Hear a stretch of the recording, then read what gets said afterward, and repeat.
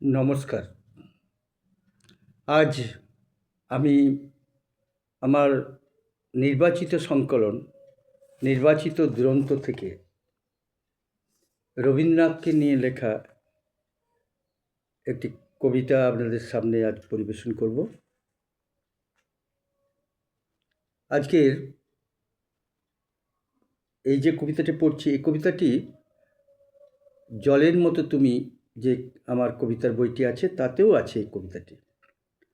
তা আজ আমি এখান থেকে পড়ছি। অফুরন্ত আলো। রক্তক্ষয়ী সংগ্রামের ভিতর হাঁটছি, নিত্য নতুন দ্বন্দ্বের করাঘাতে হৃদয় ভাঙছে। আর্তনাদে কাতর পৃথিবী, তার মধ্যে হাঁটছি। সবুজ স্বপ্নের জন্য যারা লড়াই করছে, তাদের চলার পথে আমার চলা মিলিয়ে দিলাম। অগ্রগতির জয়যাত্রায় যারা পথ আগলে আছে, তাদেরও সামিল করার কঠিন ব্রত পালন করতে